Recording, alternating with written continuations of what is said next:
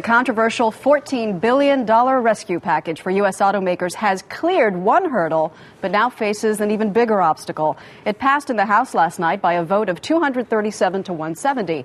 But in the Senate, could be a different story. Republican senators like David Vitter of Louisiana say taxpayer money should not be spent before the industry makes changes. I think the average American would say, what? Isn't that putting the cart before the horse? Isn't that, to use a common phrase, just ass backwards?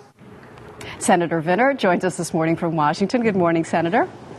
Morning, Maggie. Great to be with you. Thank you. We're guessing from your comments there that if this came up for a vote, you would vote against it. But will it even get to that point? Because there are reports that you and some of your other Republican colleagues will filibuster, that you'll delay this from even going to a vote. Will you go that far? Well, that'd certainly be a cloture vote. In other words, 60 votes would be required to pass this and proceed.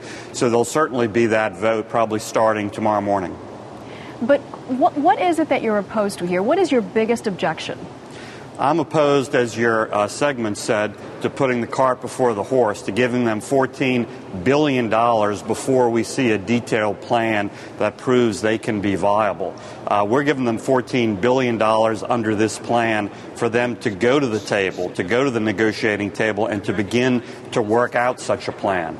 I think that is putting the cart before the horse and isn't responsible in terms of taxpayer dollars. But what if, as planned, this car czar would be appointed, someone agreed upon by both the outgoing and the incoming administration, right, and this person would have the power to force them into bankruptcy, yank the money if they didn't see potential for long-term viability? Wouldn't that be fair?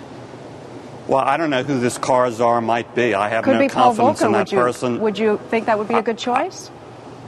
I have no confidence in the person because he or she hasn't been named yet. So I can't responsibly vote for $14 billion based on a, quite frankly, very weak position, this car czar, who hasn't even been appointed yet. Former Federal Reserve Chairman Paul Volcker is a name that's been thrown out there. If it were him, would you approve this if you had? That would not give me a huge amount of confidence, I'll be honest with you. Why not? Just because I would like to see, before I vote on $14 billion of taxpayer dollars, what the plan is, at least in outline, and at least nail down those particulars. We need to see the commitment to bring down labor costs to be competitive with folks like Toyota and Honda. We need to see the commitment to bring down what bondholders will get for their bonds so that this infusion of taxpayer dollars isn't just a bonanza for them. And we need to see very concrete commitment to a new management structure at the companies. All right, Senator David Vitter, thanks for your time this morning. Thanks very much, Maggie.